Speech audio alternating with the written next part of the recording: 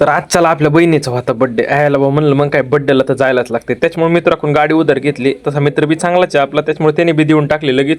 त्याच्याकडून गाडी घेतली आणि चाललो डायरेक्ट आपण आपल्या बहिणीकडे, कारण बड्डेला तर जायलाच लागत आहे त्याच्यामुळे. आणि त्याचे ते पुण्याचं ट्रॅफिक ते विचारूच नका बा. जाऊ द्या म्हणलं, पुण्यात ट्रॅफिक रोजच आहे, पण बहिणीचा बड्डे परत डायरेक्ट वर्षानीच येणार आहे. त्याच्यामुळे म्हणलं कसं का असं ना, पण जायलाच लागतंय. मग काय तिथं मस्तपैकी केक वगैरे का आपलं जेवण बिवण झालं.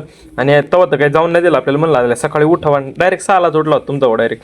म्हणलं आता 6लाच जाणार आपण, तर काही विषय नाही. पण बाहेर बघितलं तर राहायला पाऊस येत होता.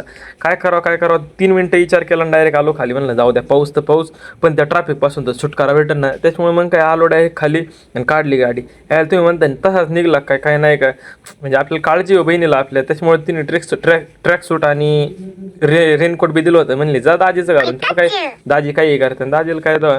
मग काय रेनकोट घातलं, निघलो आपण बा आपल्या रूमकडे. रूमला आल्यावर जरा प्रोजेक्टचं काम वगैरे केलं. काम वगैरे झालं, म्हणलं जरा पेटपूजा बी करा.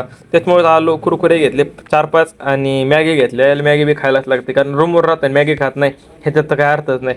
मॅगी वगैरे घेतल्या आणि चाललो होतो डायरेक्ट आपण रूमला. बरं चला भेटू उद्याच्याला. तोपर्यंत हां, तुम्ही फॉलो आणि कमेंट करायला अजिबात पण विसरू नका. आणि लाईकचं बटन तर अजिबात विसरू बी नका. चला भेटू उद्याच्याला. धन्यवाद. तोपर्यंत चला, गुड बाय, गुड नाईट.